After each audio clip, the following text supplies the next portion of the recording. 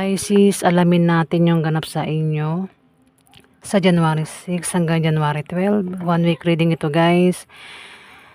Ito po ay general reading at hindi po ito personal reading.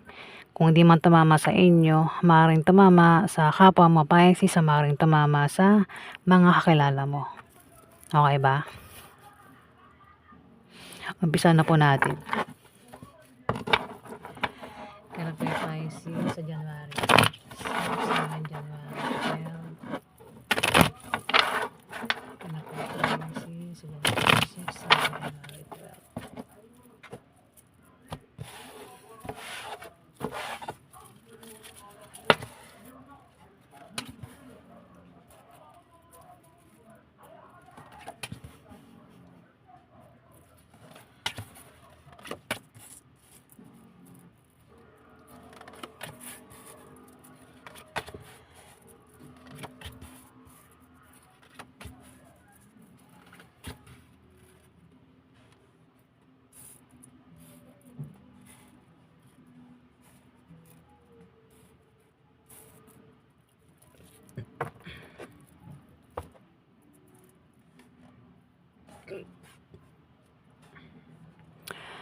Pisces, may darating na pera na hindi nasahan.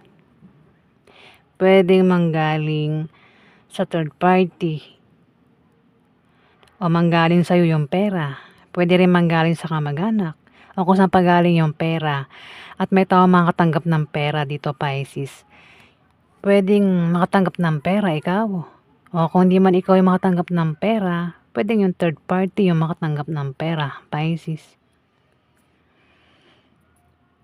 May pag-unlad din sa negosyo. Kung sino man itong may negosyo, maaari din na makapag-asawa ng mayaman ng iba sa inyo. O maaaring yumaman. Ayan, Pisces, sa 1 week na yan, baka may gagawin kayo dyan na kayo daw ay yayaman, Pisces. Swerte mo kung isa ka sa yayaman sa 1 week na yan, Pisces. May third party nga, kung meron kang asawa, pwede masira yung relasyon nyo nang dahil sa third party, Pisces. Pwede ikaw yung may third party o yung karelasyon mo may third party. Ayan. Pwede rin naman na ikaw yung third party o yung karelasyon mo third party, Pisces. At may makakatanggap nga ng pera dito. Kung sino man ito, Pisces, na makakatanggap ng pera. May magta-travel, Pisces. Pwedeng ikaw yung mag-travel. Kung hindi man ikaw yung mag-travel, may magta-travel dito na maring kilala mo. Yung nga lang, may hadlang dito o maring ito ay inggit, Pisces. Pwedeng mainggit sa'yo sa 1 week na yan o ikaw yung mainggit sa kanya. Pwede rin naman na ito yung hadlangan ka o hadlangan mo siya, Pisces. Ayan.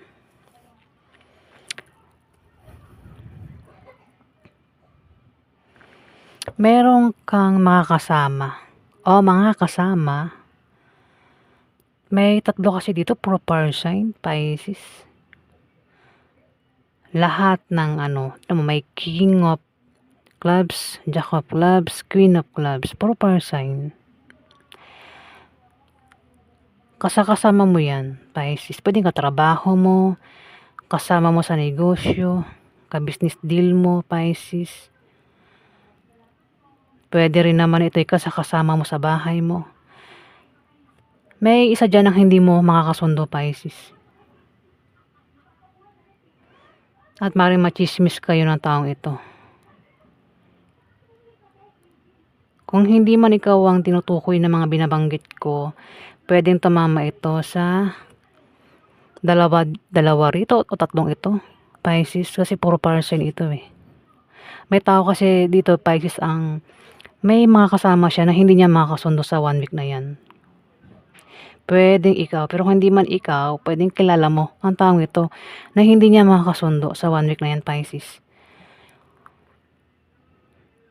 Ayan, para magkasundo sila, kailangan pakisamahan niya o kilalanin niya itong kasama niya.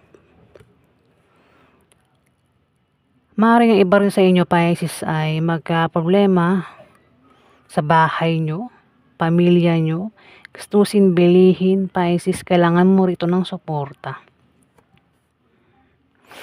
Ayan, pwedeng ikaw yan pero kung hindi man sa'yo tumama ito, pwedeng tumama yan sa kakilala mo, Pisces.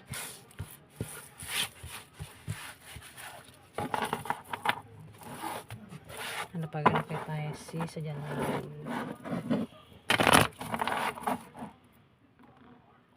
Isang ganyan na 12.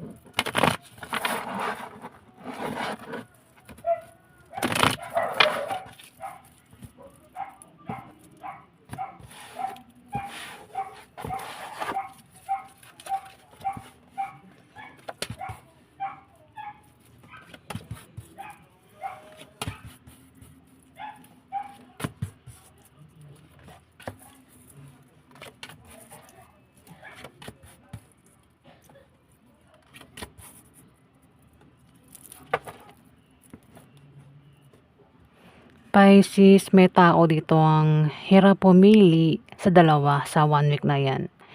Kasi maring meron siyang malalamang balita na patungkol sa kaperahan. At ang taong ito na mamimili, may hirapan itong pumili kung dalawa. Kasi dalawa pwedeng dalawang trabaho, dalawang negosyo, basta dalawa yung pagpipilian niya. Meron siyang malalaman na balita na patungkol nga sa kaperahan, pwedeng meron siyang mabalitaan na may applyan sa ganitong lugar at maring dalawa yun. At ang taong ito ay mamimili kung alin sa dalawang trabaho yung pagpipilian niya. At hirap itong pamili, Pisces. Pwedeng ikaw yan. Kung hindi man ikaw, pwedeng kilala mo yan, Pisces. Asawa, may asawa ka, asawa mo, Pisces, pwedeng siya yung tinutukoy o ikaw kasi may tao rito, Pisces, ang may pabago-bago ng feelings sa'yo o siya yung may pabago-bago ng feelings o ikaw yung may wait lang wala naman ako sa ulirat may tao rito, Pisces, ang may pabago-bago ng feelings. Pwedeng ikaw, pero kung hindi man ikaw, pwedeng asawa mo may pabago-bago ng feelings sa'yo. Pwedeng pag sinabi yung pabago-bago ng feelings, pwedeng minsan naniniwala sa'yo, minsan hindi, diba? O maring ito ay kapag malayo sa'yo, nagiging single, nagpapaligaw, nanliligaw, Pisces. Pwedeng biguin mo siya o saktan mo siya sa 1 week na yan, Pisces. Maring siya yung gumawa niyan sa'yo. Pwedeng biguin ka niya o saktan ka niya, Pisces, sa 1 week na yan. At magkakaroon na away na patungkol sa pera, Pisces. May away sa pera, pero yung away sa pera ay malulutas din sa 1 week na yan, Pisces. Kasi mukhang may magkakapera. May magta-travel at magkakapera sa pag-travel, Pisces.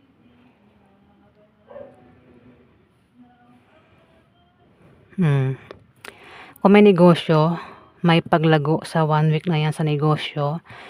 At sabi ko nga, may magta-travel at sa pag-travel, magkakapera. Pwede ikaw yung magkapera. O kung sino man itong magkakapera, Pisces na maring kilala mo. May tao rin dito, Pisces, ang balak magtayo ng business at magagawa niya. Kung kailangan niya ng pera o pampuhunan, may magbibigay sa kanya ng pera o pampuhunan.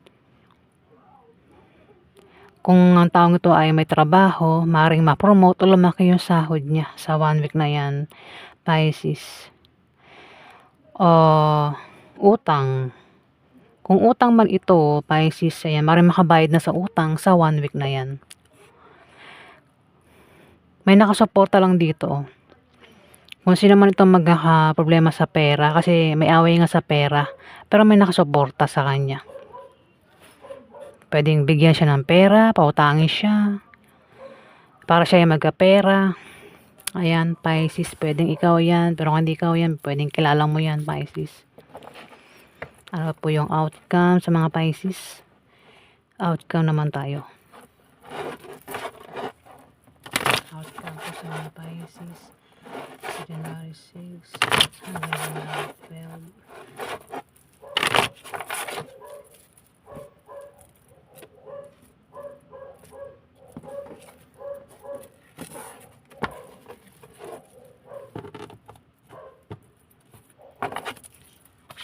Welcome to Summer Pisces, January 6 hanggang January 12.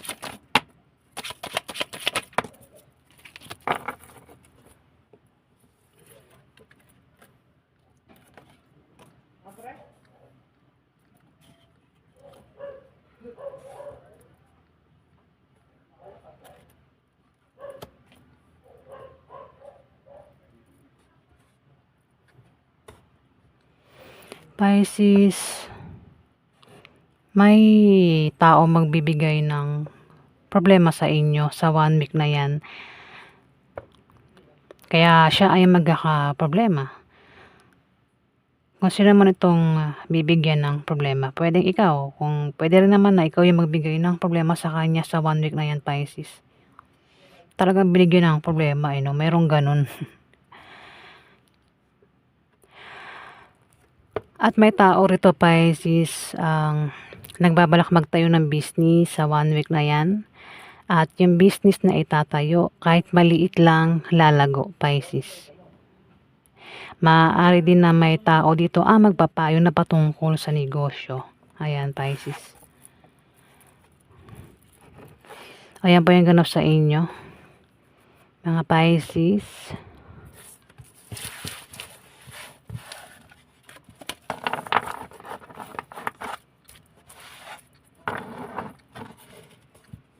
Maraming salamat po guys sa mga nag-like at nag-subscribe. Maraming salamat po.